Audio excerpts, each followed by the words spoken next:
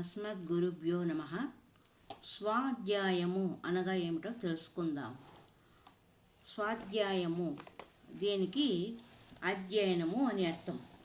కేవలం వేదములు మాత్రము అధ్యయనం చేసిన చాలదు. వేదార్థమగు ఆత్మావలోకనము బాగుగా చేయుచూ ఉండవలేను.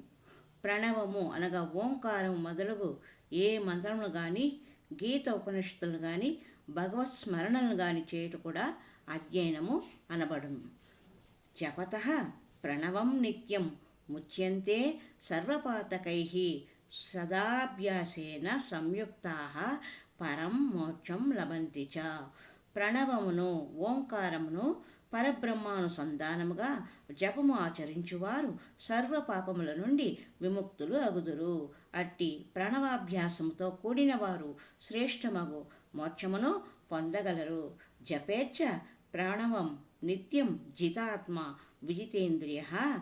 పఠేద్ ఉపనిషద్వాక్యం వేదాంతాచ్చ చింతయేత్. ఎవడు నియమము కలవాడై అర్థముతో సహితం మనోజయము ఇంద్రియజయము కలిగి ప్రణవమును జపించునో మరియు ఉపనిషత్ పరాయణము వేదాంతార్థ విచారము చేయునో అట్టివాడు ఇచ్చటనే ఈ దేహముతో ఉండునప్పుడే మోక్షము పొందును. ఓంకారాది జపోప్యేనం భావగర్భోహ్యుదాహృతః ధ్యేయ వస్తు స్వరూపస్య దారుఢ్యాయ హి జపోమతః. ప్రణవము మొదలగు మంత్రజపములు దైవభావ గర్భితములుగా ఉండవలేను. ధ్యేయ వస్తువు బ్రహ్మము యొక్క దృఢ జ్ఞానం కొరకు జపము ఏర్పడినది.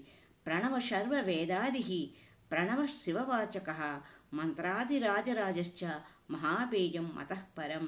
ప్రణవము సర్వ వేదములకును ఆది అయినది. ప్రణవము ఈశ్వరవాచకము. ప్రణవము మంత్రములన్నిటికీ రాజాదిరాజు అయినది. ఇది మహాబీజ మంత్రము.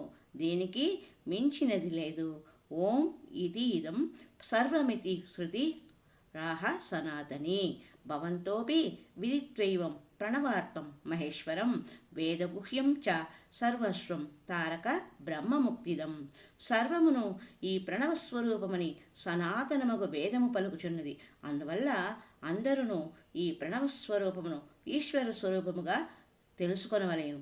ఇది వేదములో నిగూఢమైనది. సమస్తమును దీని యందు కలదు. ఇదియే ముక్తినిచ్చుడు తారక బ్రహ్మస్వరూపము. హరి ఓం తత్సత్. మనము 3 సార్లు ఓంకారమును స్మరిద్దాం. ఓం ఓం ఓం.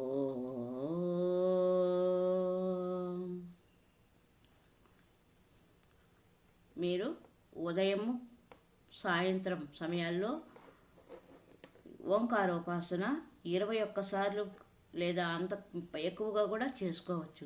అలా చేసినప్పుడు ఈ కంఠనాళాలు హృదయ భాగం అంతా కూడా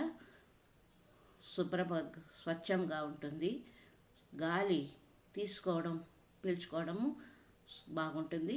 హృదయ సంబంధమైన శ్వాస సంబంధమైన మెదడుకు సంబంధమైన నరాల వ్యాధుల నుండి మనము నివారించుకోవచ్చు. హరి ఓం తత్సత్.